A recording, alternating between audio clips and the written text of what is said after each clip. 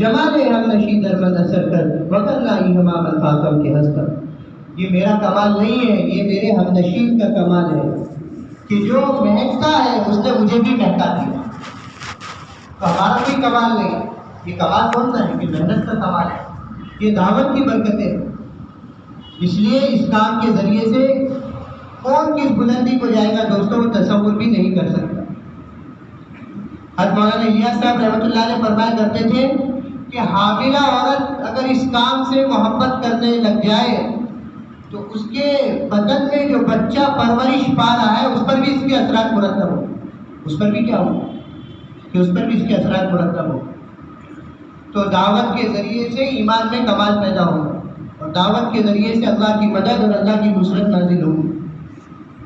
تو یہ فرماتے تھے کہ اس کام سے مقصد اور اس کام کا مقصد اور اس کام سے مقصود تحریک ایمان ہے کہ ایمان میں کمال پیدا ہو اور ایمان میں قوت پیدا ہو. اور فرمایا کلمہ طیبہ لا الہ الا اللہ کہ جس طرح اس سے مقصود یہ ہے کہ ہر چیز کی نفی ہو اور کرنے والی ذات صرف ایک اکیلے اللہ سبحانہ و تعالیٰ کی ہے، اس کا اقرار ہو اور اس کا یقین ہو. اسی طرح سے فرمایا محمد الرسول اللہ صلی اللہ علیہ وسلم کہ ہر طریقے کی نفی ہو، کہ کوئی کسی کے طریقے کی اتباع کر کے اور پیچھے چل کے اور پیروی کر کے کامیاب ہرگز نہیں ہو سکتا سوائے ایک طریقہ جناب محمد الرسول اللہ صلی اللہ علیہ وسلم. اس لیے حضرت فرماتے تھے کہ جس طرح سے ہمارے کام کا مقصود اور کلمے کی محنت کا مقصود تحریک ایمان ہے، اسی طرح اس کام کی منزل بھی ہے. اس کام کی کیا ہے کہ اس کام کی منزل بھی ہے. اور فرمایا اس کام کی منزل محمد الرسول اللہ صلی اللہ علیہ وسلم.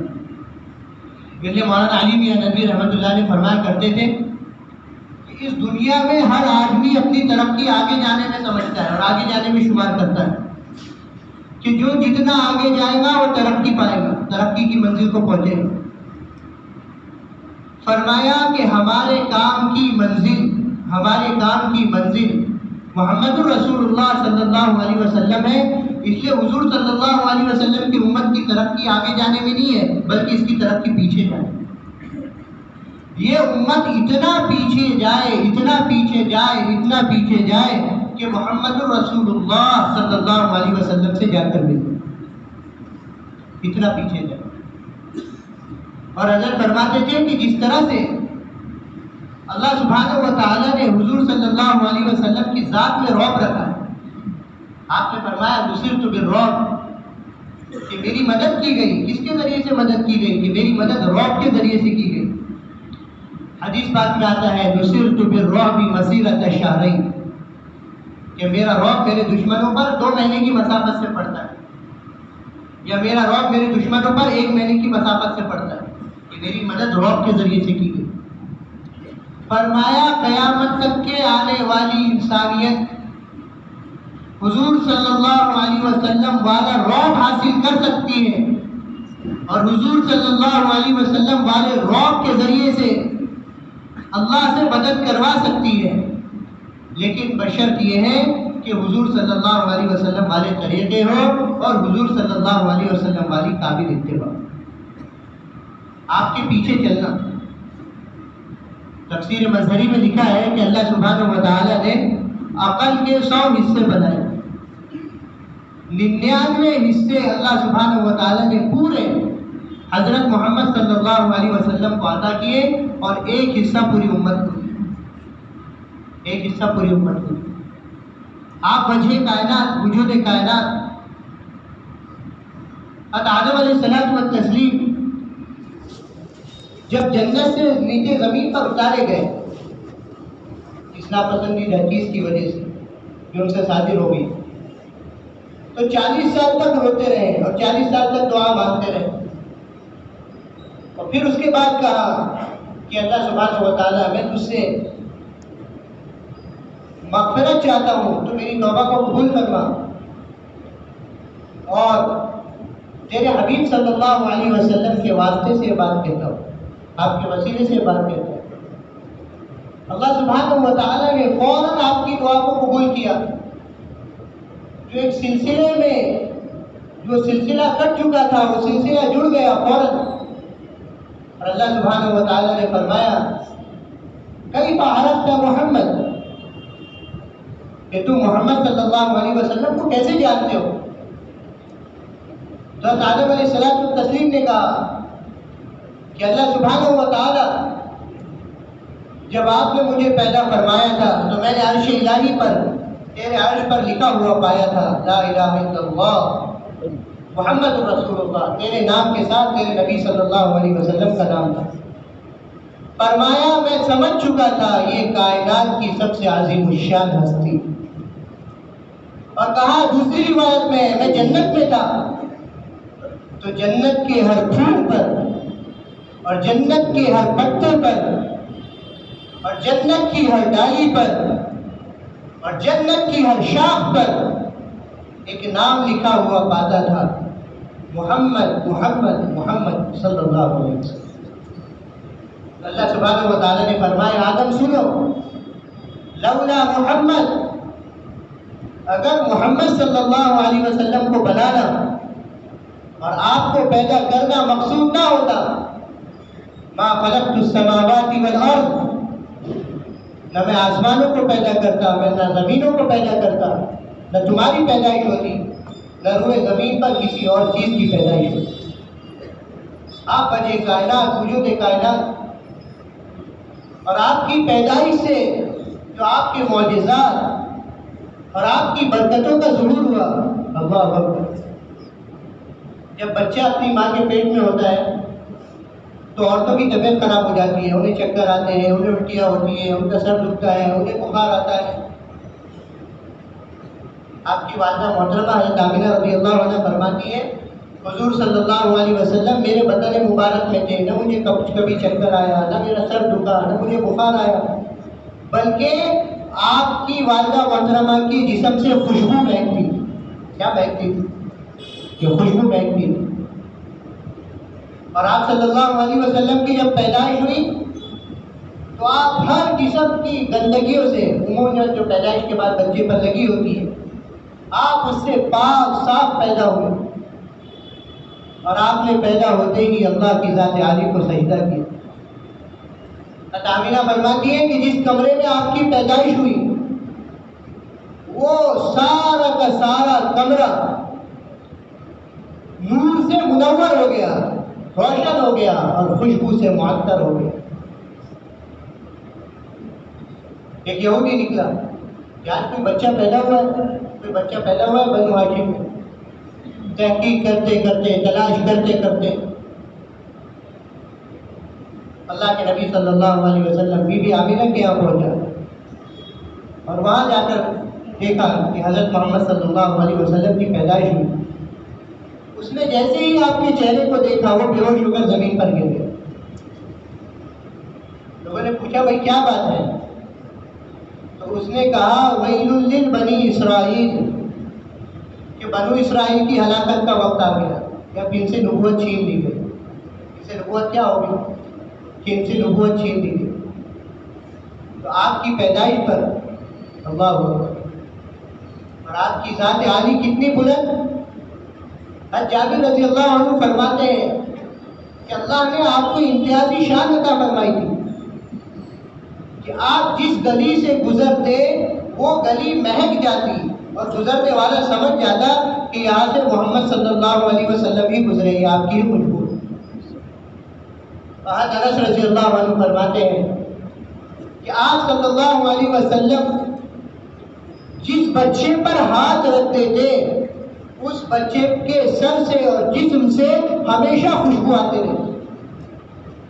لوگ اس کے جسم کو اور اس کے سر کو سونگتے، حضور صلی اللہ علیہ وسلم کی یہ خوشبو سونگتے. حضور صلی اللہ علیہ وسلم کا جب وصال ہوا تو ام سلیم رضی اللہ عنہ فرماتی ہے میں نے آپ کے سینے پر ہاتھ پھیرا تو میرے ہاتھ میں وہ خوشبو ایسی سما گئی کہ سالوں گزر گئے وہ خوشبو ختم نہیں، میرے ہاتھ سے وہ خوشبو نکل گئی. اس لیے کسی کی صورت اور کسی کی سیرت اللہ تعالیٰ جزائے خیر کہ حضرات صحابہ رضی اللہ عنہ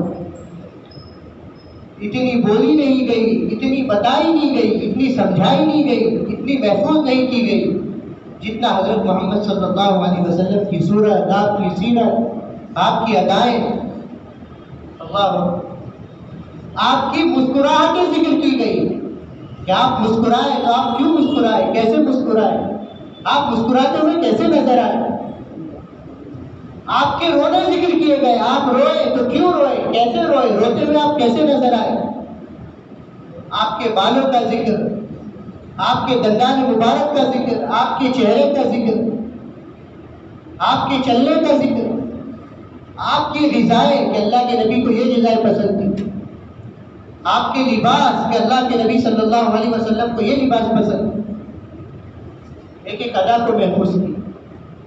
صحابی رسول صلی اللہ علیہ وسلم فرماتے ہیں رأیت رسول اللہ صلی اللہ علیہ وسلم فی لیلۃ یدعیان کہ ہم اللہ کے نبی صلی اللہ علیہ وسلم کے سامنے بیٹھے ہوئے تھے اور 14ویں رات کا چاند چمک رہا تھا، وعلیہ حلۃ حمراء، حضور صلی اللہ علیہ وسلم پر سرخ رنگ کی چادر تنی ہوئی تھی، فجعلت انظر الیہ والی القمر، کبھی ہم 14ویں رات کے چاند کو دیکھتے، کبھی سرکار کے چہرے کو دیکھتے، کبھی چاند کو دیکھتے، کبھی چہرے کو دیکھتے، فَلَهُ عِنْدِي أَحْسَنُ مِنَ الْقَمَرِ، ہمارے دل و دماغ نے فیصلہ کر ہی لیا کہ آقا صلی اللہ علیہ وسلم کا چہرہ چاند سے زیادہ چمکدار ہے اور چاند سے زیادہ روشن ہے۔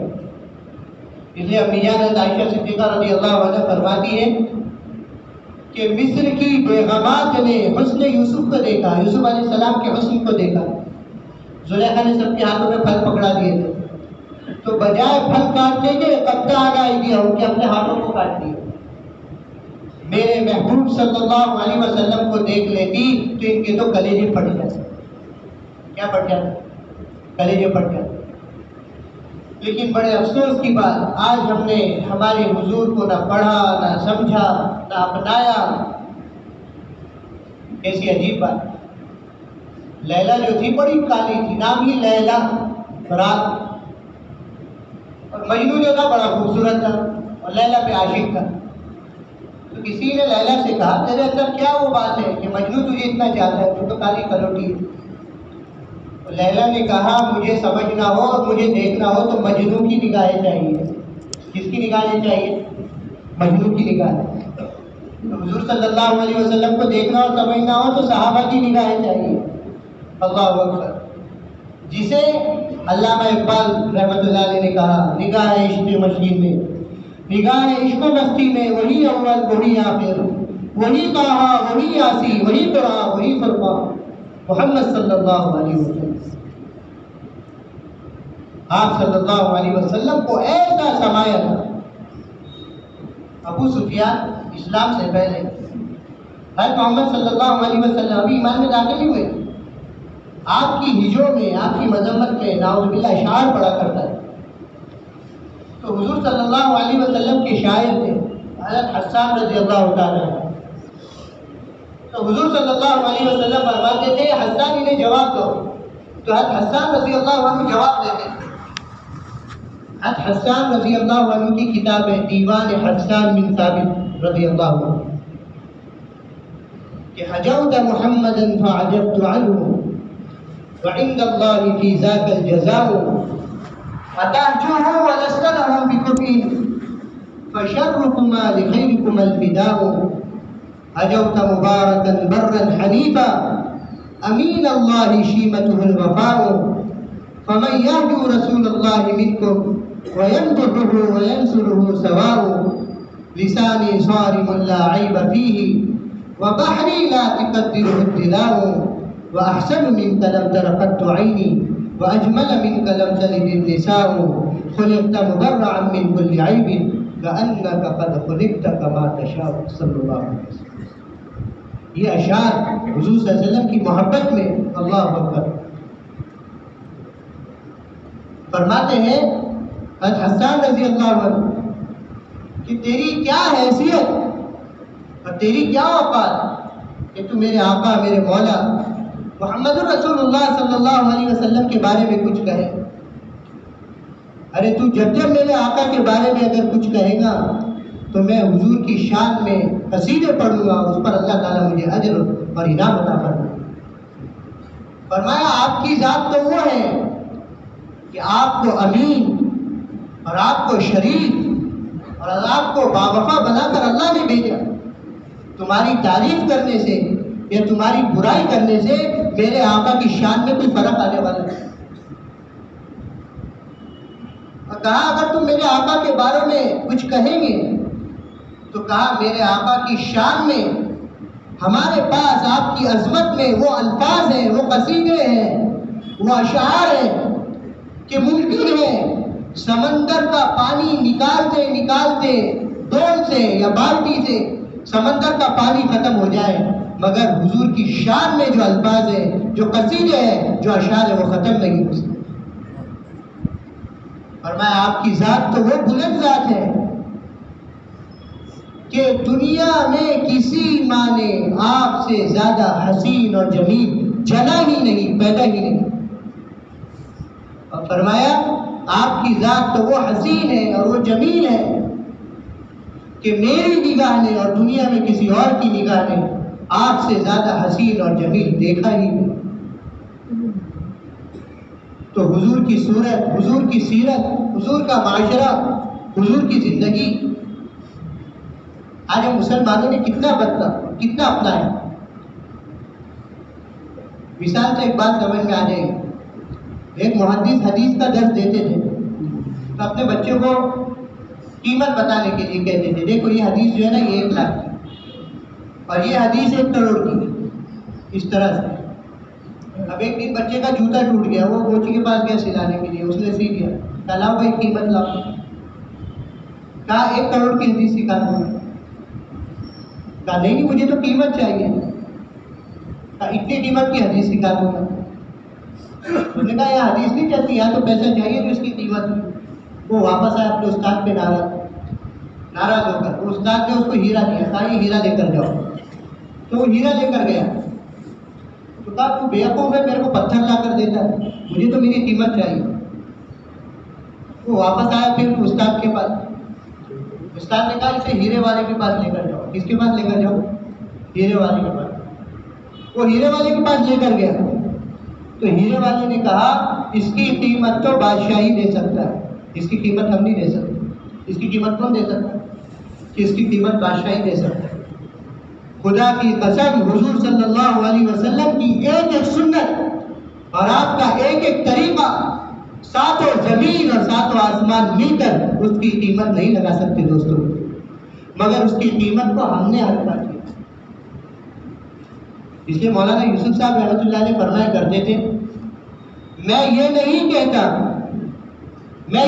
کہتا کہ پلنگ پر یا نرم نرم گدوں پر سونا حرام ہے یا ناجائز ہے, مگر میں یہ ضرور کہتا ہوں کہ گدوں پر اور پلنگ پر فخر کے ساتھ سونا مناسب نہیں ہے, کیونکہ حضور صلی اللہ علیہ وسلم کا بستر چٹائی کا تھا اور اس چٹائی کے نشانات آپ کی پیٹھ پر نظر آنے لگتے تھے.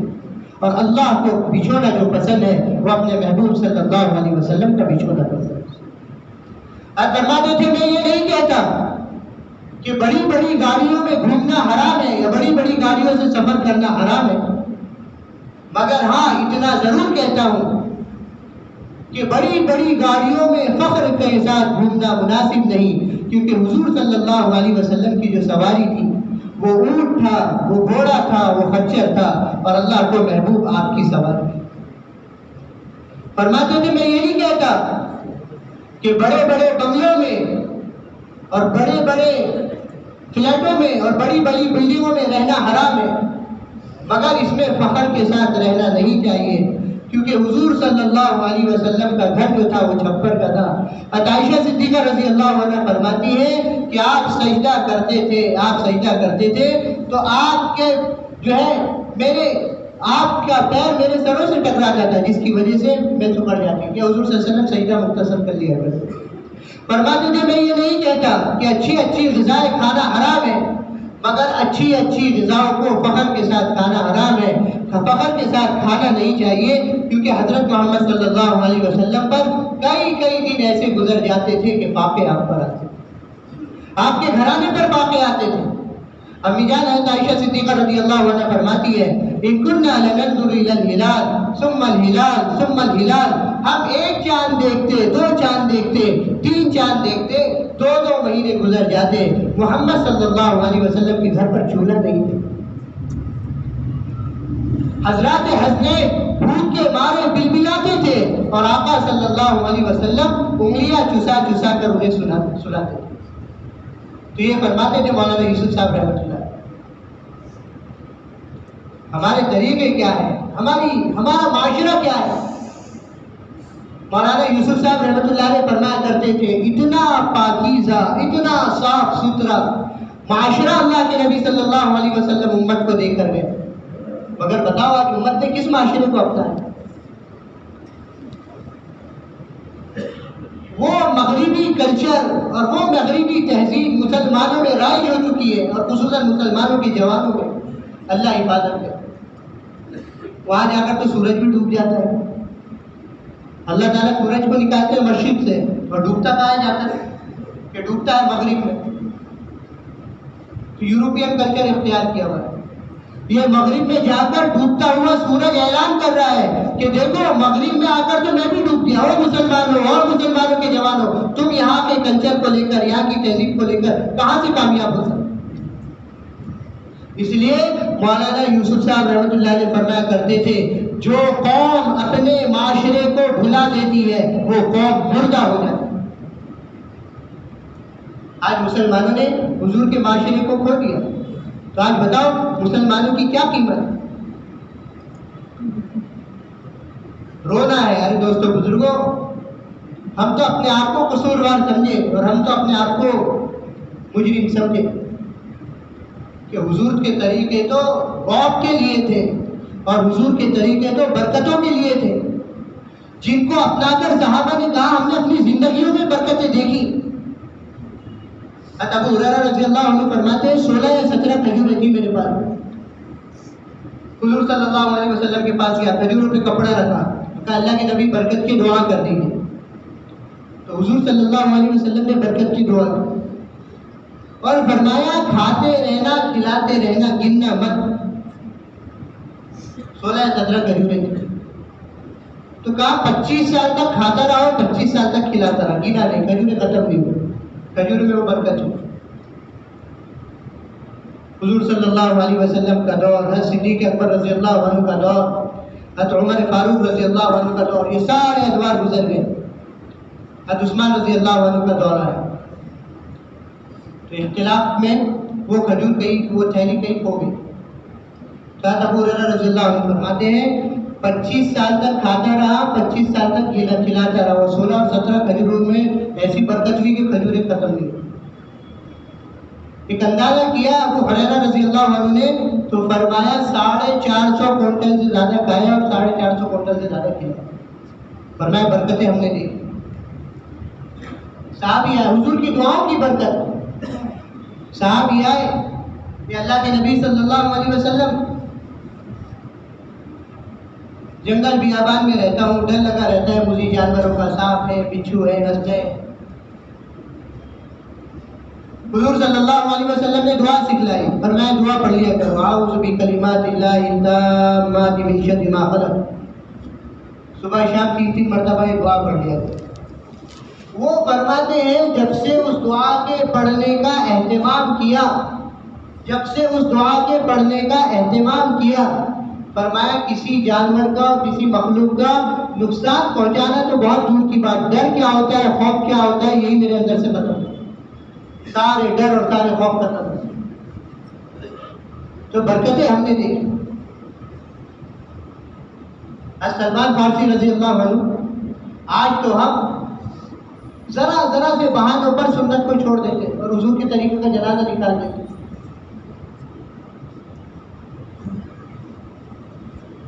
شاہی دسترخوان ہے، سلمان فارسی رضی اللہ عنہ سے لقمہ گر گیا اور لقمہ اٹھا کر کھا لیا، کسی نے ٹوک دیا کہ بھائی بادشاہ ہوگا، شہزاد ہوگا، شاہی دسترخوان ہے اور تم گرا ہوا لقمہ اٹھا کر کھا لیا۔ تو جواب دیا اترکو سنت حبیبی صلی اللہ علیہ وسلم لہؤلاء الحمقاء، کیا ان احمقوں کی وجہ سے میرے آقا محمد صلی اللہ علیہ وسلم کی سنت چھوڑ دوں؟ کہ حضور صلی اللہ علیہ وسلم کی طریقوں کی اور آپ کی سنتوں کی برکت نے صحابہ کو بلندی عطا فرمائی۔ دیکھو کیسی عجیب بات، اللہ سبحانہ و تعالیٰ نے آپ کی شان کو اور آپ کے نام کو ایسا بلند کیا کہ فرمایا وَرَفَعْنَا لَكَ ذِكْرَكَ، ہم نے آپ کے نام کو، آپ کی شان کو ہم نے بلند کیا۔ یہ آیت نازل ہوئی تو جبرائیل علیہ السلام سے حضور نے فرمایا اس کا کیا مطلب؟ فرمایا قیامت تک جب بھی اللہ کا نام لیا جائے گا، اللہ کے نام کے ساتھ آپ کا نام لیا جائے گا، ممبروں سے، محرابوں سے، بلندیوں سے، جہاں بھی اللہ کا نام لیا جاتا ہے دنیا میں ہر وقت اذان ہو رہی ہے تو اللہ کے نام کے ساتھ اللہ کے نبی صلی اللہ علیہ وسلم کا نام لیا جاتا ہے، آپ کا نام بلند ہوتا ہے، آپ کا نام بلند کیا جاتا ہے۔ اور پھر آپ کے بارے میں جو فرمایا یا ایھا النبی انا ارسلناک شاہدا ومبشرا ونذیرا وداعیا الی اللہ باذنہ وسراجا منیرا، اللہ تعالیٰ نے آپ کو روشن چراغ بنا کر بھیجا، سورج کو بھی چراغ کہا، وجعلنا سراجا وہاجا، تو چراغ میں یہ تاثیر ہے، سورج کے ذریعے سے روشنی ہوتی ہے اور چراغ کے ذریعے سے چراغ جلائے جاتے ہیں، متعدی اس کا فائدہ ہوتا ہے۔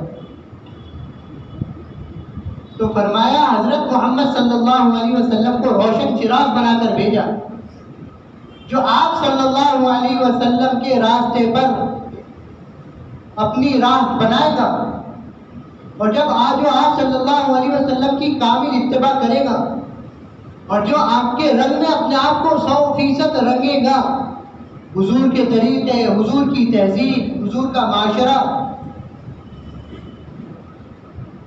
اس کو اختیار کرے گا، فرمایا اللہ سبحانہ و تعالیٰ اسے بھی بلندی عطا فرمائے۔ چراغ کے ذریعے سے چراغ جلتے ہیں تو حضور کے ذریعے سے جو حضور کی زندگی کو اپنائے گا، حضور کے پاکیزہ معاشرے کو اپنائے گا، اللہ سبحانہ و تعالیٰ اسے بھی بلندی عطا فرمائیں گے، جیسے اللہ تعالیٰ نے حضور کو بلندی عطا فرمائی، جس کی مثال صحابہ کرام رضی اللہ عنہ، جسے علامہ اقبال نے غالباً کہا ہے جو خود نہ تھے راہ پر اوروں کے ہادی بن گئے، کیا نظر تھی جس نے مردوں کو مسیحا کر دی۔ یہ حضور صلی اللہ علیہ وسلم کے مبارک طریقے، مبارک اخلاق اور پاکیزہ معاشرے کی برکت تھی۔ ایک صاحب اللہ کے نبی صلی اللہ علیہ وسلم کے سامنے الٹے ہاتھ سے کھانا کھا رہے تھے، حضور نے کہا بھائی کھانا کھانے کا طریقہ یہ ہے کہ سیدھے ہاتھ سے کھاؤ، الٹے ہاتھ سے کیوں کھاتے ہو؟ تو بہانہ بنا دیا، اے اللہ کے نبی میرا ہاتھ اٹھتا نہیں۔ حضور صلی اللہ علیہ وسلم نے بدعا دی کہ اللہ تیرے ہاتھ کو مفلوج کر دے۔ اسی وقت ہاتھ پر کالج کا اثر ہو گیا اور زندگی بھر کے لیے وہ ہاتھ کام کرنا بند کر دیا۔ اس لیے کیسی عجیب بات، مولانا یوسف صاحب رحمۃ اللہ علیہ فرمایا کرتے تھے اللہ سبحانہ و تعالیٰ نے کام کی سہولت دی ہے تو سہولتوں میں کام کر لو، اگر سہولتوں میں کام نہیں کیا نا اللہ تعالیٰ سخت عذاب لے دیں گے اور سخت پکڑ فرمائیں گے اور سخت حساب لیں گے۔ جیسا عیسیٰ علیہ السلام نے حواریین نے کہا تھا کہ آپ ہمارے لیے دسترخوان اتروا دیں اللہ سے، ورنہ تلوا۔ عیسیٰ علیہ السلام نے دعا مانگی تو اللہ تعالیٰ نے کیا کہا؟ حضرت عیسیٰ علیہ السلام نے دعا مانگی ربنا انزل علینا مائدۃ من السماء، اللہ تعالیٰ نے فرمایا عیسیٰ انی منزلها علیکم فمن یکفر بعد منکم فانی اعذبہ عذابا لا اعذبہ احدا من العالمین۔ اے موسیٰ ان کی فرمائش پر اور تمہاری دعاؤں پر آسمانوں سے ہم دسترخوان نازل کریں گے، مگر اس کے بعد بھی انہوں نے نافرمانیاں کی تو میں وہ سخت عذاب دوں گا جو روئے زمین پر میں نے کسی کو عذاب دیا، اور یہ عذاب ان کے لیے عبرت بنے گا اور یہ عذاب ان کے لیے نمونہ بنے گا۔ تو حضرت فرماتے تھے اللہ نے سہولتیں دی تو سہولت میں کیوں نہیں اختیار کرتے حضور کے طریقے، اور سہولتوں میں کام کیوں نہیں کرتے؟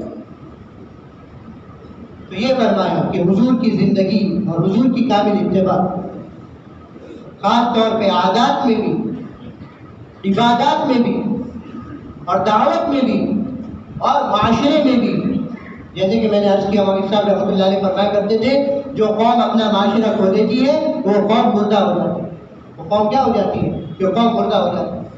عادات میں، عبادات میں، معاشرت میں، دعوت میں، ہر چیز میں حضور صلی اللہ علیہ وسلم کا کامل اتباع، اور ہر چیز میں حضور صلی اللہ علیہ وسلم کی کامل پیروی۔ نماز ہو حضور والے طریقے پر،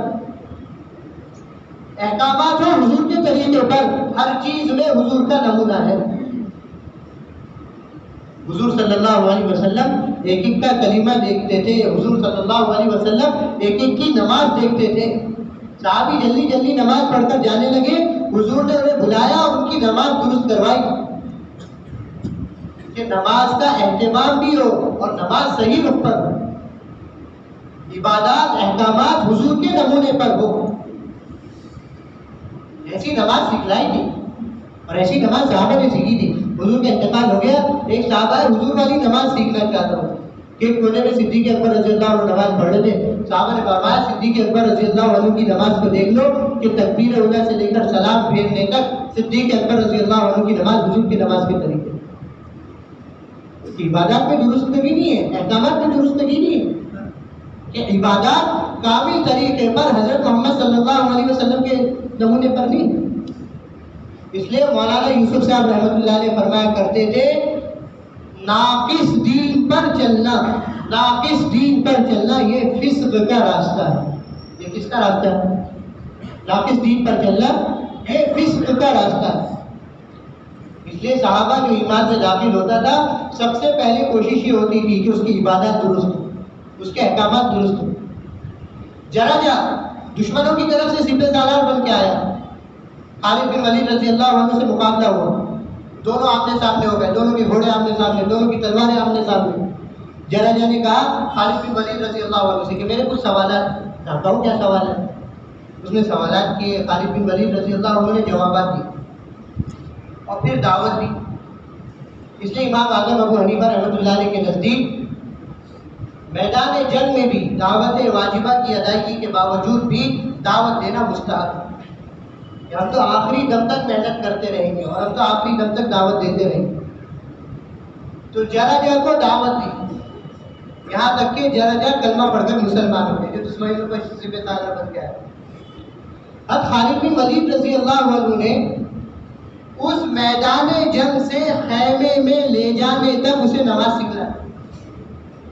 سمجھ میں آ رہی نا دوستوں کا کہ سب سے بڑا حکم اور سب سے بنیادی حکم اور سب سے افضل عبادت اس کی اور سکھایا بھی، درست بھی کروائی۔ اور جراجہ نے جا کر خیمے میں 2 رکعت نماز ادا کی، اور پھر جو دشمنوں کا سپہ سالار بن کے آیا تھا وہ مسلمانوں کی طرف سے لڑتا رہا اور شہید ہو گیا۔ حضور صلی اللہ علیہ وسلم فرماتے تھے یہ پہلا مسلمان تھا کہ جس کا پہلا قدم اسلام میں تھا اور دوسرا قدم جنت میں تھا، ایک فرض نماز بھی زیادہ تھا، لیکن نماز سکھلائی۔ نماز کیا کہ نماز سکھلائی، نماز درست کی، میدان جہاد سے خیمے میں لانے تک اس کی نماز درست کر۔ حضور صلی اللہ علیہ وسلم اور حضرات شیخین نمازوں کو درست کروایا کرتے تھے اور نمازوں کو سکھلایا کرتے تھے، کیونکہ نماز کی بدعا سے بھی انسان ہلاک اور برباد ہوتا ہے۔ انہوں نے فرمایا بدترین چور وہ ہے جو نماز میں چوری کرے، یعنی نماز کے رکوع سجدے کو اچھی طریقے سے ادا نہ کرے۔ اور پھر دوستو بزرگوں، قیام اللیل، تہجد، اس کے بغیر تو ہماری دعوت کی گاڑی آگے بڑھ ہی نہیں سکتی۔ جتنے کام کرنے والے ہیں، انبیاء کی خاص صفات اللہ نے بیان کی قرآن مجید میں، رونے والے ہوتے تھے، کچھ ہاتھ نہیں آتا بے آہ سحر کا، راتوں کو جاگے بغیر اور راتوں کو آنسو بہائے بغیر نہ اللہ کا قرب حاصل ہو سکتا ہے نہ ہماری بات میں جان پیدا ہو سکتی۔ اس لیے فرمایا ان ناشئۃ اللیل ہی اشد وطئا واقوم قیلا، کہ گناہ نفس کے تقاضے سے ہوتے ہیں تو نفس کو کچلنے والا بھی رات کا قیام ہے، اور بعد میں وضاحت پیدا کرنے والی چیز کہ لوگوں کے دلوں پر جیسے مقناطیس لوہے کو کھینچتا ہے، لوہا کھینچا چلاتا ہے، اسی طرح سے رات کا قیام اور رات کی دعائیں اور رات کی آہوازاری اللہ کے سامنے، یہ دین کی مخلوق کے سامنے جو دعوت ہوگی تو لوگوں کے دل دین کے اور اسلام کی طرف کھینچے چلے۔ پیچھے چل جاؤ. تو رات کا قیام. اس لیے میرے دوستو بزرگوں، عبادات اور احکامات اس کی درستگی اور اس میں کمال پیدا کرنے کے لیے حضور صلی اللہ علیہ وسلم نے ہمیں کتابوں کے حوالے نہیں کیا، بلکہ ہمیں علماء کے حوالے کیا. کس کے حوالے کیا؟ علماء کے حوالے کیا. ہماری عبادت درست ہو رہی ہے نہیں ہو رہی ہے؟ احکامات درست ہو رہے نہیں ہو رہے؟ ہماری کمائیاں حلال ہے نہیں ہے؟ سب سے بڑا مسئلہ. آدمی بیت اللہ کا پردہ پکڑ کر دعا مانگتا ہے، اللہ تعالیٰ کہتے ہیں میں اس کی دعا کیسے قبول کروں؟ اس کا کھانا حرام، اس کا پینا حرام. تو کمائیاں حلال ہے نہیں. یاد رکھنا، حلال روزی اور حلال کمائی کے بغیر نہ عبادت قبول ہے نہ دعوت قبول ہے. حضور صلی اللہ علیہ وسلم فرماتے تھے حرام کی وہ بوٹی جس سے بدن پرورش پائے اس کے لیے تو جہنم کی آگ ہی بہتر ہے. کیا بہتر ہے؟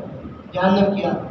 اس لیے مولانا یوسف صاحب رحمۃ اللہ علیہ فرمایا کرتے تھے تم لقمہ جو کھاتے ہو نا، لقمہ بہت آسان ایک لقمہ سمجھ کر کھا لیتے ہو. حضرت فرماتے تھے لقمہ سمندر ہے اور خیالات اس کے موتی ہیں. یعنی جیسی غذا ہوگی ویسا خیالات آئے. حلال پاک غذا ہوگی تو خیالات اچھے ہوں گے. اس لیے اعمال صالحہ میں، عبادت اور دعوت میں سب سے بڑا دخل حلال روزی کو ہے. اس لیے ہمارے کام سے بالکل مقصود نہیں ہے کہ کمائیاں چھوڑ دیں اور کام کرنا شروع کر دیں. کمائیاں چھوڑ دیں، رہبانیت اختیار کر لیں. ہمارے دین میں، ہمارے مذہب میں رہبانیت نہیں ہے. لا رہبانیت فی الاسلام، کہ اسلام میں رہبانیت نہیں. ابھی ملیشیا میں پوری دنیا جمع تھی، تقریباً 100 کے قریب ممالک. حضرت نے فرمایا ہم اس بات کی بالکل تشکیل نہیں کرتے اور نہ ہم اس بات کو پسند کرتے کہ کوئی یہ کہہ دے کہ میں نے سب چھوڑ دیا اور تبلیغ کے لیے فارغ ہو. ہمارا یہ مقصود نہیں ہے. حلال کمائی. اللہ تعالیٰ دیکھو عجیب بات ہے، اللہ تعالیٰ اسباب کے پابند نہیں ہے، نہ اللہ تعالیٰ اسباب کے محتاج ہے، مگر اللہ تعالیٰ دنیا کو اسباب سے چلاتے. کیسے چلاتے؟ اسباب کے اللہ پابند نہیں ہے، نہ محتاج ہے. مرد عورت کی ملاقات سے بچہ وجود میں آتا ہے. اللہ تعالیٰ نے عیسیٰ علیہ السلام کو بغیر باپ کے پیدا کر کے دکھلایا، یہ بتلانے کے لیے کہ ہم اسباب کے پابند نہیں ہے، نہ اسباب کے محتاج ہے. لیکن اللہ تعالیٰ دنیا کو اسباب سے چلاتے. حضرت عمر رضی اللہ عنہ فرماتے تھے ایک آدمی کمائی نہ کرے اور دعا مانگے اے اللہ مجھے حلال روزی دے، حلال روزی دے، تو فرمایا اس میں کوئی خیر نہیں.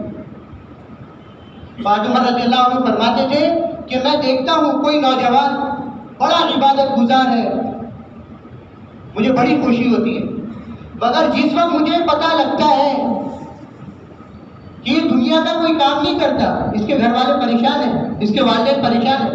آج ہوتے نا بہت سارے جوان والدین بوڑھے ہو گئے، کہتے ہیں زندگی بھر تو ہم نے اس کو پالا ہے اور بڑھاپے میں بھی پالنا پڑ رہا ہے. جب پتہ لگتا ہے کہ اپنے گھر کا، بیوی بچوں کا، بوڑھے ماں باپ کا سہارا نہیں ہے، دنیا کا کوئی کام نہیں کرتا، تو وہ جوان فوراً میری نگاہوں سے گر جاتا ہے. اس لیے فرمایا سستی، کاہلی اللہ کو پسند نہیں ہے. حضور صلی اللہ علیہ وسلم نے فرمایا محنت کر کر کھانے والا مسلمان اللہ سبحانہ و تعالیٰ کو سست مسلمان سے زیادہ پسند ہے. اس لیے فرمایا جو شخص حلال روزی کی تلاش میں نکلے اور دن بھر حلال روزی اور حلال کمائی کمائے اور رات میں اپنے گھر پر آئے، اللہ سبحانہ و تعالیٰ اس کی مغفرت فرما دے، اس کے سارے گناہوں کو معاف کر دے. اس لیے یاد رکھنا دعوت میں، عبادت میں اور اعمال صالحہ میں حلال کمائی کو بڑا دخل ہے. حضور صلی اللہ علیہ وسلم دعا مانگتے تھے، بلکہ آپ نے دعا سکھلائی اللہم ارزقنی طیبہ واستعملنی طیبہ، اللہم ارزقنی طیبہ واستعملنی طیبہ. اے اللہ مجھے حلال روزی عطا فرما اور نیک کام کرنے کی توفیق عطا فرما، کیونکہ روزی حلال نہیں ہوتی ہے تو نیک کام کی توفیق چھین لی جاتی ہے اللہ کی طرف سے. لیکن اب یہ سوال یہ ہے کہ حلال کمانا کس لیے ہے؟ اس کا مطلب یہ نہیں ہے کہ اب آدمی کمائی میں اتنا لگ جائے کہ سارے تقاضے پیچھے، نہیں، یہ مقصود نہیں. ہر چیز کی رہنمائی اللہ کے نبی کر کے گئے صلی اللہ علیہ وسلم. فرمایا جو آدمی حلال کمائی کمائے، کمائی کیسی ہو؟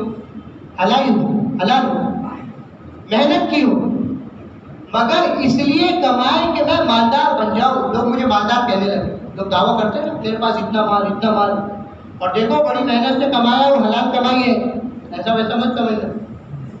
فرمایا مگر نیت یہ ہو کہ لوگ مجھے مالدار سمجھے. فرمایا قیامت کے دن اللہ سے اس حال میں ملاقات کرے گا کہ اللہ تعالیٰ اس سے سخت ناراض ہو.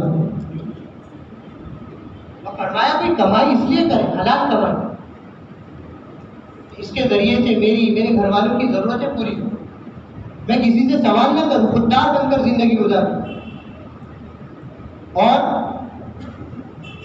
لوگوں کی مدد کروں. غریب ہے، مسکین ہے، یتیم ہے، بیوہ ہے، اللہ کے راستے میں خرچہ کروں، صدقہ دوں، اس لیے میں کماؤں.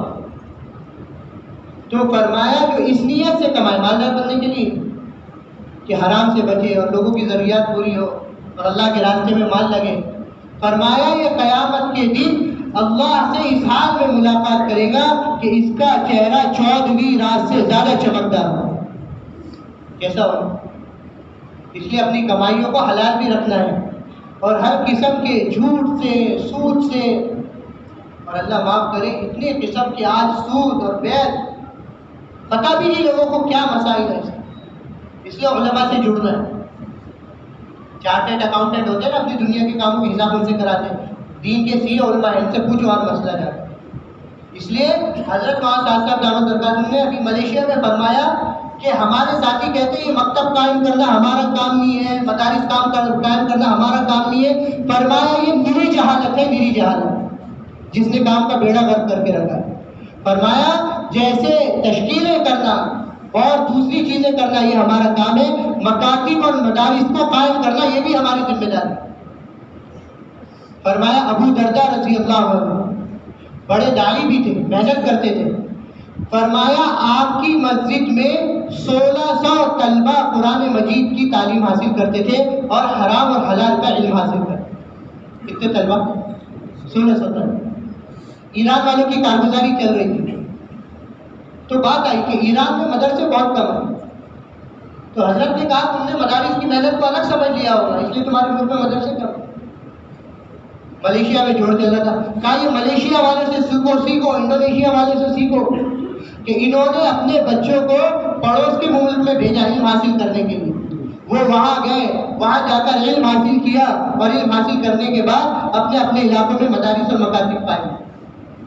اس لیے اپنے بچوں کو مدارس میں ڈالنا یہ بھی مستقل ایک کام ہے. اور ہمارے ساتھیوں کے ذریعے سے اور ہمارے ساتھیوں کی اولادوں کے ذریعے سے مدارس اور مکاتب کا قیام وجود میں آ رہا ہے. یہ مقصود ہے اس کام سے، یہ مقصود ہے اس محنت. تو ہر چیز علماء سے پوچھ کر کیا صحیح ہے کیا غلط ہے. اور دوستو بزرگوں، کام کرتے کرتے کرتے کرتے اللہ سے جو تعلق ہو رہا ہو. صدیق اکبر رضی اللہ تعالیٰ عنہ جب جماعتوں کو روانہ کرتے تو خاص طور پر یہ ہدایت دیا کرتے تھے کہ دیکھو دو چیزوں کا اہتمام کرنا. ایک تو قرآن مجید کی تلاوت کا اہتمام کرنا، یہ افضل الذکر ہے. یہ کیا ہے؟ کہ افضل الذکر ہے. اور دوسری بات تہجد کا اہتمام کرنا. دوسری بات کا اہتمام کرنا کہ تہجد کا اہتمام کرنا. اور دوستوں بزرگوں، کام سے مقصود ہی یہی ہے کہ ہمارا عملہ کام میں ہی یکسو رہے، کام کے علاوہ کسی اور چیز میں یکسو نہ رہے. ورنہ اس کام میں دیکھو جہاں خزانہ ہوتا ہے نا وہاں شیطان ہاتھ مارتا ہے. شیطان کا ہاتھ مارتا ہے کہ جہاں خزانہ ہوتا ہے. شیطان کو سب پسند ہے، نماز بھی، روزہ بھی، ذکر و تلاوت اور عبادت بھی. لیکن یاد رکھنا شیطان کو سب سے زیادہ ناگوار چیز جو گزرتی ہے وہ مسلمانوں کی اجتماعیت ہے. اس لیے اس اجتماعیت کو ختم کرنے کے لیے شیطان منافقین کو استعمال کرتا ہے. اس کو استعمال کرتا ہے منافقین کو، کہ منافقین کے ذریعے سے شیطان خبریں پھیلاتا ہے اور اس خبروں کے ذریعے سے اجتماعیت خراب ہوتی ہے.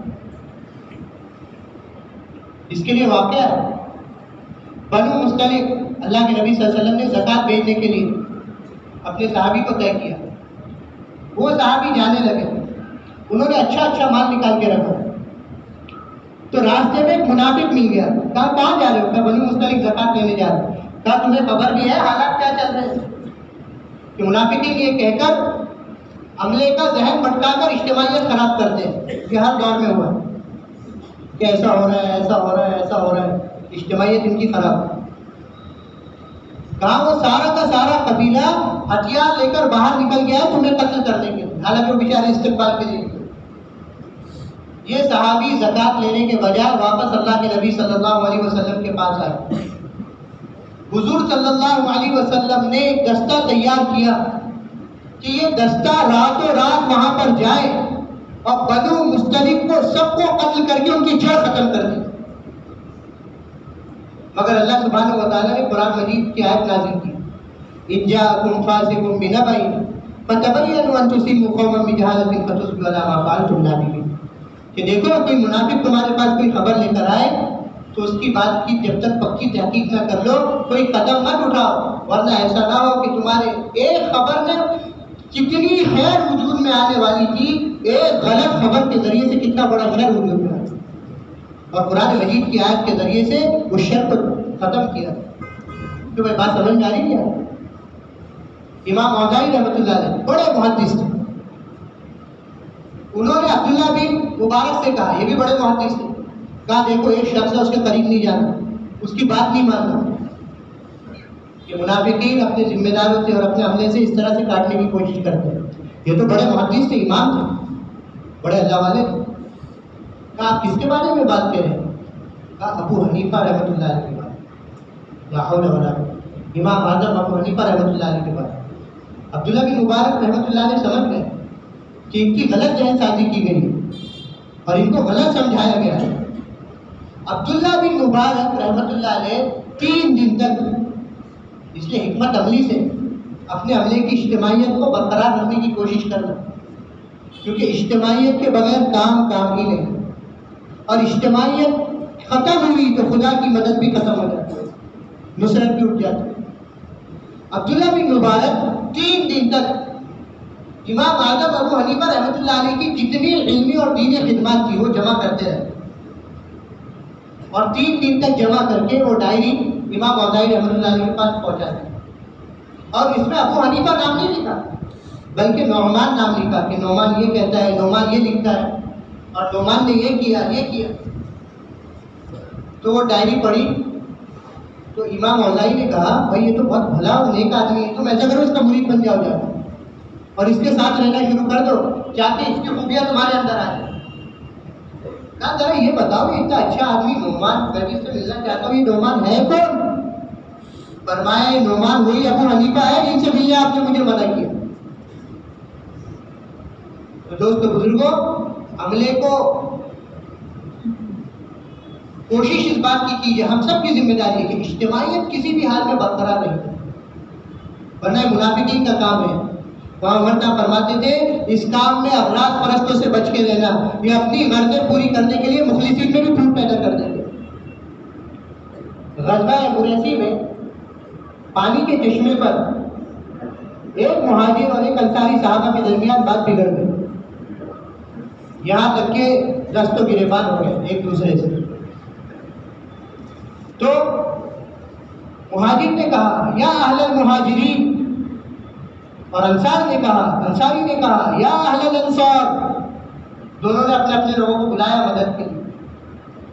حالانکہ یہ نعرہ اللہ کو اتنا محبوب، انصار اور مہاجرین کا، دونوں کی فضیلتیں اپنی اپنی جگہ. حضور صلی اللہ علیہ وسلم نے فرمایا اگر ہجرت نہیں ہوتی تو میں انصار میں سے ہوتا. آپ نے فرمایا لو سلكت الناس واديا وسلكت الانصار واديا لسلكت وادي الانصار. لوگ ایک راستے سے چلے، انصار دوسرے راستے سے چلے، میں اللہ کا نبی انصار والے راستے کو اختیار کروں. احد کے موقع پر آپ نے کہا یا اہل الانصار یا اہل الانصار، سارے انصاری جمع ہو گئے. مگر اس موقع پر بھی انہوں نے آواز دی یا اہل المہاجرین یا اہل الانصار. کس چیز کے لیے تم لوگوں کو جمع کر رہے ہیں؟ کس چیز کے لیے تمہاری مجلسیں ہو رہی ہیں اور کس چیز کے لیے تمہاری بیٹھکیں ہو رہی ہیں؟ حضور صلی اللہ علیہ وسلم نے فرمایا یہ تمہارا اس وقت یا اہل الانصار اور یا اہل المہاجرین یہ کہنا تو زمانے جاہلیت کی بدبو پیدا کر رہا ہے. اور اس جملے سے زمانے جاہلیت کی بو آ گئی. کیا رہی؟ زمانے جاہلیت کی بو آ گئی کہ تم امت کی اجتماعیت کو ختم کر.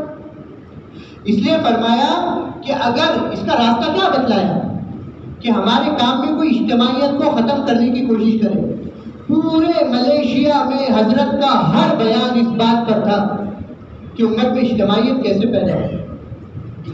تو یہ جو واقعہ ہوا انصار اور مہاجرین کے درمیان جو بات پیدا ہوئی، ایمان والے جو تھے، مخلصین جو تھے، انہوں نے تو اس بات کو دبا دیا، مگر منافقین ارے یہ بات چلے، لوگوں کے درمیان تذکرے ہو، اس بات کو پھیلانا شروع کیا. تو اللہ سبحانہ و تعالیٰ نے فرمایا جو شر کی باتیں امت میں پھیلا کر امت میں فتنہ پیدا کرے گا، اللہ اسے دنیا میں بھی عذاب دیں گے، اللہ اسے آخرت میں بھی عذاب دیں گے. یہ منافقین کا کام ہے. اس لیے فرمایا والمؤمنون والمؤمنات بعضهم اولیاء بعض. مومنین تو ایک دوسرے کا تعاون کرتے ہیں، مومنین خیر کی باتوں کو پھیلاتے ہیں، مومنین امت میں اجتماعیت پیدا کرتے ہیں، اور منافقین کے غلط خبریں پھیلا کر امت کی اجتماعیت کو ختم کرتے ہیں. اس لیے اس کا طریقہ بتلایا کہ جب عملے کی اجتماعیت خراب کی جا رہی ہو، جب کسی ساتھی کی برائی کی جا رہی ہو، تو حضرت عمر رضی اللہ عنہ کے معمول کے اختیار کرو. ہمیں نہیں پڑ گئے کسی کے چکر میں، بھائی ہوگا کسی کا معاملہ ہوگا. پوری دنیا جمع تھی ملیشیا میں، ممالک کے ممالک آئے اپنے مسائل کو لے کر. ایک جگہ نیوزی لینڈ والے آئے، حضرت کے سامنے کہنے لگے حضرت ہم بہت پریشان ہیں. بھائی کیا بات ہوگی؟ کہا ہمارے یہ 3 ذمہ دار ہیں جن کو آپ نے ذمہ دار طے کیا، یہ تینوں ذمہ دار آپس میں لڑتے رہتے ہیں، ہم پریشان ہیں، کیا کریں؟ تو حضرت نے کہا ذمہ دار لڑتے رہتے ہیں کیا مطلب؟ ارے ذمہ داروں کو تم لڑوا رہے ہو، تم اپنا کام کرو نا یکسوئی کے ساتھ، یہ لڑ رہے تو تم کیوں پریشان؟ اس کا مطلب یہ ہے کہ تم امت کی اجتماعیت کو خراب کرنا چاہ رہے ہو. اس لیے اپنے عملے کی اور اپنے ساتھیوں کی تربیت کرے اللہ کے حوالے. کوئی غلط چل رہا ہے، کوئی برائی چل رہا ہے، حضور سے فرمایا لستا علیہم بمسیطر، ہم نے آپ کو تھانے دار بنا کر نہیں بھیجا، داروغہ بنا کر نہیں بھیجا. آپ تحقیق کرو، ارے اس نے ایسا کیا، اس نے ایسا کیا، اس کے یہ کیا، انویسٹیگیشن کرتے لوگ. یہ تھانے دار کا کام ہے. کس کا کام ہے؟ تھانے دار کا کام ہے، ہمارا کام نہیں ہے. فرمایا لستا علیہم بمسیطر، ہم نے آپ کو تھانے دار بنا کر نہیں بھیجا. کیا بنا کر نہیں بھیجا؟ تھانے دار بنا کر نہیں بھیجا کہ لوگوں کے پیچھے پڑ جاؤ. ہاں کام کرو، کسی سے غلطیاں ہو رہی ہیں تو غلطی کس سے نہیں ہوتی ہے؟ الانسان مرکب من الخطأ والنسیان، انسان تو غلطیوں اور خطاؤں سے مرکب ہے. غلطیاں کس سے نہیں ہوگی؟ کہتے بھی ہے کہ غلطیاں انسان سے ہی ہوگی، پھر انسان کی غلطیوں کو فتنے کا ذریعہ بنا.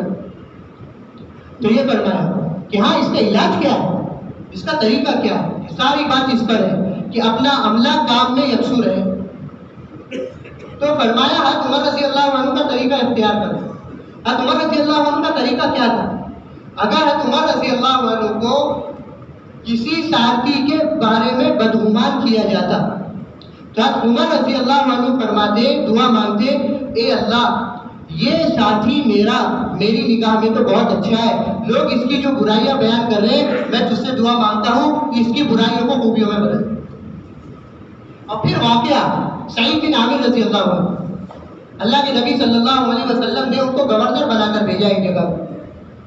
تو لوگوں نے آ کر ان کی شکایت سعید بن عامر کی حضرت عمر رضی اللہ عنہ سے کیا شکایت کی؟ کہ شکایت یہ کی کہ رات میں ہمارا کوئی مسئلہ ہوتا ہے تو رات میں ہماری بات کو نہیں سنتے، اور دوسری شکایت یہ کی کہ دن میں اپنے کام پر دیر سے آتے ہیں، اور ایک شکایت یہ کی کہ مہینے میں یا ہفتے میں دن بھر ایک چھٹی کرتے ہیں، دن بھر نہیں آتے.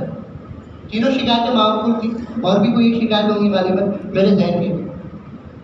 حضرت عمر رضی اللہ عنہ نے بلایا ان کو، سعید بن عامر رضی اللہ عنہ جو ہندس کے گورنر، جن کو ایک جگہ کے گورنر بنایا. بھائی لوگ تمہارے بارے میں کہہ رہے ہیں، تم بتاؤ تمہاری کیا رائے ہے؟ کہا امیر المومنین بات یہ ہے کہ ہاں رات میں لوگوں کے کام نہیں کرتا، کیونکہ میں نے دن مخلوق کو دے رکھا ہوں اور رات خدا کو دے رکھا ہوں، تو رات میں کہاں سے لوگوں کے کام؟ حضرت عمر رضی اللہ عنہ نے کہا الحمدللہ میرا ساتھی میرے گمان کے مطابق ہے. دوسری بات، دن میں تم دیر سے آتے ہو، سورج چڑھنے کے بعد آتے ہو. کہا میں کسی پر بوجھ نہیں بننا چاہتا، میں اپنے گھر میں ناشتہ خود بناتا ہوں، میری بیوی نہیں بناتی، اور گھر کا کام کاج خود کرتا ہوں، میری بیوی سے نہیں کرواتا، اس لیے مجھے دیر سے ہوتی ہے. تو حضرت عمر رضی اللہ عنہ نے کہا الحمدللہ. اور تیسری بات کہ ہفتے میں یا مہینے میں جو ایک دن میں پوری چھٹی کرتا ہوں، کیونکہ میرے پاس ایک ہی لباس ہے، اس لباس کو دھوتا ہوں، اس کو سوکھنے میں تاخیر ہوتی ہے، ہفتے بھر کے مہینے بھر کے کام ایک دن میں کرتا ہوں، تو اس کی وجہ سے میں چھٹی کرتا ہوں۔ حضرت عمر رضی اللہ عنہ نے فرمایا الحمدللہ میں نے اپنے ساتھی کو اپنے گمان کے مطابق، تو فرمایا اس سے عملہ تیار ہوگا، ورنہ تو اختلاف پیدا ہوگا اور بکھری ہوئی اجتماعیت میں کام کرنا مشکل ہو جائے۔ اور اللہ تعالیٰ سے عملہ اسی وقت ہم مانگ سکتے ہیں اور اسی وقت عملہ بن سکتا ہے جب ساتھیوں کی تربیت اللہ کے حوالے کر، ہمیں چکر میں نہیں پڑنا، کام میں یکسو رہنا، اس کے بغیر کام میں ترقی نہیں، اور نہ اس کے بغیر ہمارے اندر میں ترقی، نہ خود ہماری ترقی۔ حضرت عمر رضی اللہ عنہ نے ایک صاحب کو، عمیر بن سعد رضی اللہ عنہ غالباً ان کا نام تھا، ان کو حمص کا گورنر بنا کر بھیجا۔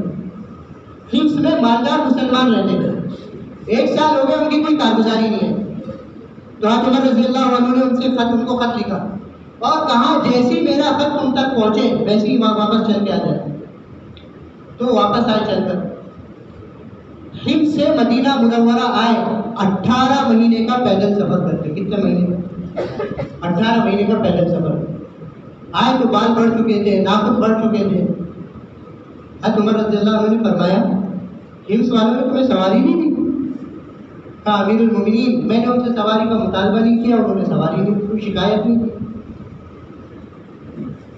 کہا اچھا زکوٰۃ کا کیا ہوا؟ کہا غریبوں سے لیا، مالداروں کو دے دیا، بات ختم ہو گئی۔ زکوٰۃ کا مقصد بھی ہے۔ آپ کیوں تحقیق کر رہے ہیں؟ آج تو تحقیق کرتے ہیں کہ ان کے پاس کہاں سے آ رہا ہے، اتنا خرچ کیسے کر رہے ہیں، کہ یہاں کیسے جا رہے ہیں۔ تم بھی تحقیق کرو، ہم بھی تحقیق کرتے ہیں۔ حضور نے کہا لست علیہم بمسیطر، آپ اپنا کام کرتے رہیے، آپ کو تھانے دار نہیں بنا، داروغہ نہیں بنا کہ لوگوں کی تحقیق میں پڑ جائے۔ تو یہ کہا کہ آپ کو کیا مطلب امیر المومنین، غریبوں سے لیا، مالداروں میں دے دیا، جو زکوٰۃ کا مقصد ہے، آپ کو اس سے کیا مقصد ہے؟ حضرت عمر رضی اللہ عنہ نے ان کو چھوڑ دیا، گھر چلے گئے، مگر اطمینان اب بھی نہیں تھا۔ حضرت عمر رضی اللہ تعالیٰ عنہ نے ایک صاحب کو بھیجا ان کے گھر میں، اشرفیہ 100 اشرفیہ دے کر، کہا 3 دن تک گھر میں رہنا، اگر ضرورت مند محسوس ہو تو یہ اشرفیہ دے دینا اور تحقیق بھی ہو جائے۔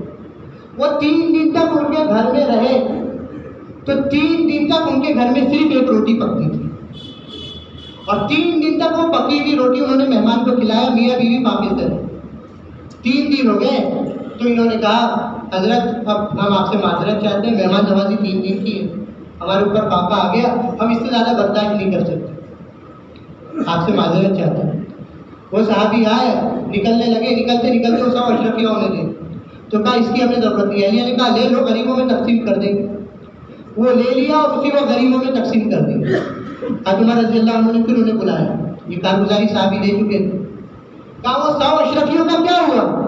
فرمایا قدم چڑھا للآخرہ، آگے آخرت کے لیے بھیج دی۔ کائے کے لیے بھیج دی؟ آخرت کی تیاری کے لیے بھیج دی۔ حضرت عمر رضی اللہ عنہ نے فرمایا بھائی ہم تمہیں دوبارہ گورنر بنا کے بھیج دیتے۔ فرمایا اے عمر تیرے لیے اور تیرے بعد آنے والے کسی مسلمان خلیفہ کے لیے میں اب گورنر نہیں بنوں، کیونکہ یہ گورنری چیز ہی ایسی ہے کہ جب میں حمص کا گورنر تھا تو میں نے ایک یہودی کو برا بھلا کہہ دیا تھا، پتہ نہیں مجھ سے کیا غلطی ہوتی۔ صحابہ عہدے کے اور عمارت کے تعلیم نہیں تھی، انہیں ساری لڑائی کو بڑائی کے لیے حضرت امام صاحب فرماتے تھے دنیا میں جتنی لڑائیاں ہیں بڑائی کے لیے، بڑائی کا جذبہ ہی ختم ہو جائے تو ساری لڑائیاں ختم ہو جائیں۔ تو کہا تیرے لیے اور تیرے بعد آنے والے کسی خلیفہ کے لیے اب میں گورنر نہیں بنوں۔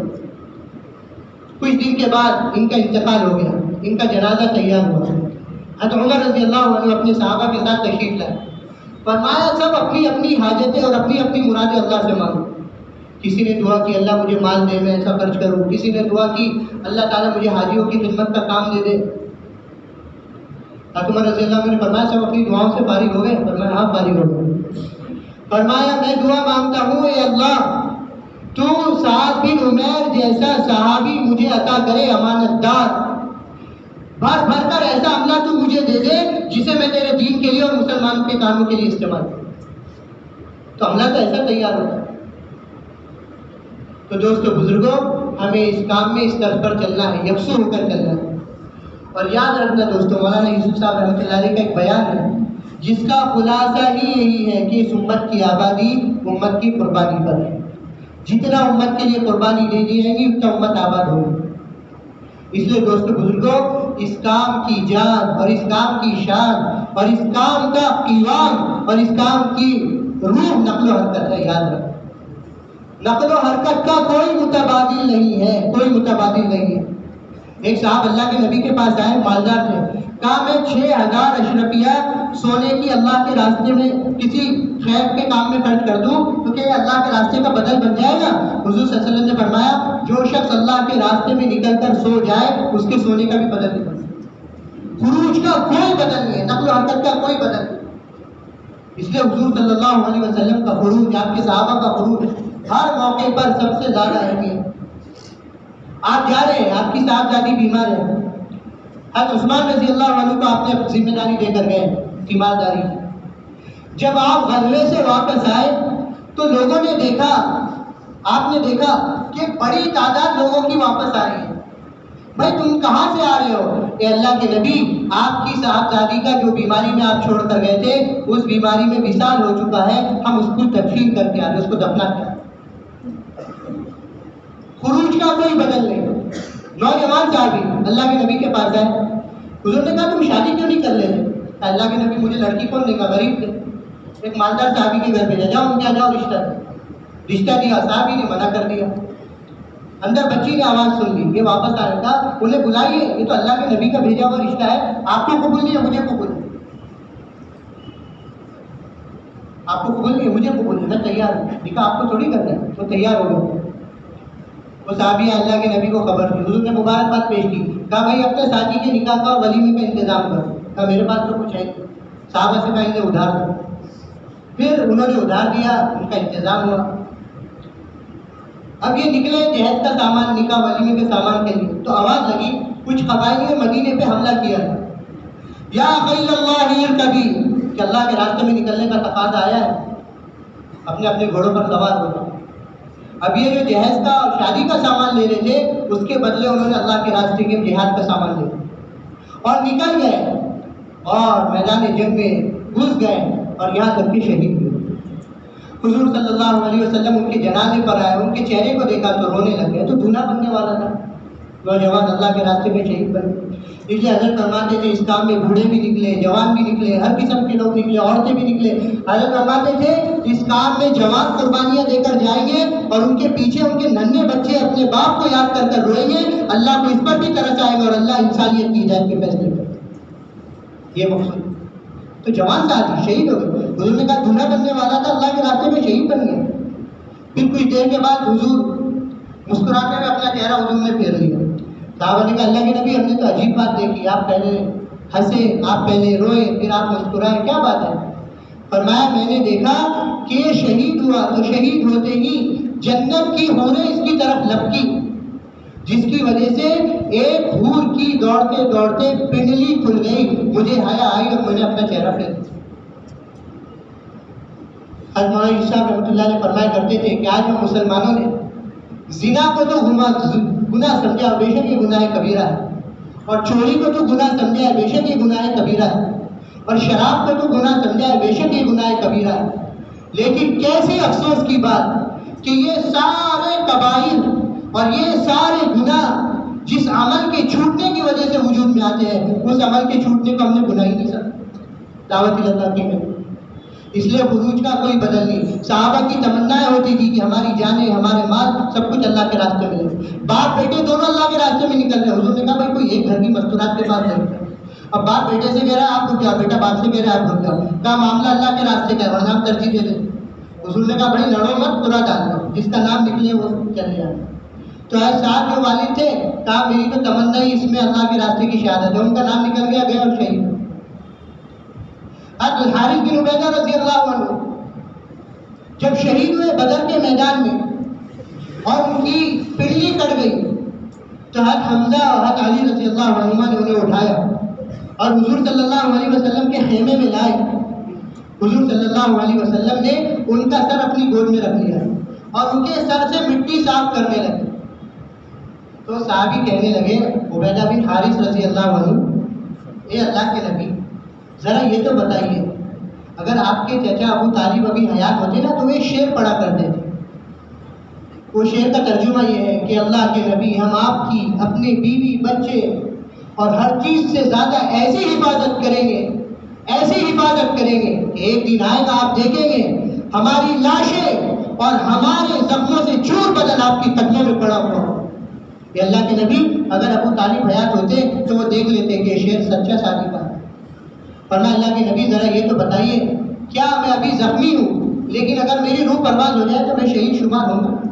حضور نے فرمایا بلا، کیوں نہیں، کیوں نہیں، میں اللہ کا نبی گواہی دیتا ہوں کہ تو اگر مر گیا تو شہادت کا مرتبہ حاصل کرے گا۔ بس حضور کا کہنا تھا اور ان کی روح پرواز ہو۔ اس لیے دوستو بزرگوں، اس کام کا قوام اور اس کام کی شان اللہ کے راستے کی نقل و حرکت ہے۔ اس لیے مولانا یوسف صاحب رحمۃ اللہ علیہ فرمایا کرتے تھے، سالانہ 4 مہینے لگانے کو اپنی زندگی کا مقصد بناؤ۔ کیا بناؤ؟ اپنی زندگی کا مقصد بناؤ۔ فرماتے تھے سالانہ 4 مہینے لگانے کو اپنی زندگی کا مقصد نہیں بنایا تو ایمان کا کمال حاصل نہیں کر سکتے۔ کیا نہیں حاصل کر سکتے؟ دیکھو عجیب بات، ابھی پورے ملیشیا میں، پوری دنیا کے سامنے حضرت نے صاف یہ مطالبہ رکھا کہ ہم ہر عملے سے یہ چاہتے ہیں سالانہ 4 مہینے، 6 مہینے کی بات ہو رہی ہے، کم سے کم سالانہ 4 مہینے۔ فرمایا اس کام سے ادنا مناسبت یہ ہے کہ عملہ سالانہ 4 مہینے پر ہے، روزانہ کے 8 گھنٹے اور مہینے کے 10 دن۔ کسی نے، حضرت نے واقعہ سنا ہے، کسی نے میاں جی سے کہا آپ یہ کیا نئی نئی باتیں چلاتے ہو؟ لوگ کہتے ہیں نا یہ نئی بات کہاں سے آ گئی، نئی بات کہاں سے آ گئی، آپ یہ سالانہ 4 مہینے کی کیا بات کر رہے ہیں؟ ابھی عملہ تو سالانہ چلنے پر نہیں آیا، عملے میں اتنی استعداد نہیں ہے۔ تو فرمایا میاں جی اتنا ناراض ہوئے کہ لاٹھی اٹھا لی اس کو مارنے کے لیے، اور وہ لاٹھی بس میں تھے تو کسی جگہ اٹک گئی ورنہ وہ لاٹھی اس کو پڑ جاتی۔ کہا تم کام کو خراب کرتے ہو۔ ہم نے مولانا الیاس صاحب رحمۃ اللہ علیہ سے اور آپ کے زمانے سے اب تک سارے بڑوں سے یہ سنا ہے کہ سالانہ 4 مہینے لگانے کو اپنی زندگی کا جز بنا۔ تو کیوں بھائی تیار ہو اس کے لیے انشاءاللہ اللہ تعالیٰ کام دے گا۔ وہ ہمت کر کے درخواست ہے، جیسا آپ بیٹھے ہیں بیٹھے رہیں، اللہ تعالیٰ بہت جزائیں دے رکھا بنے۔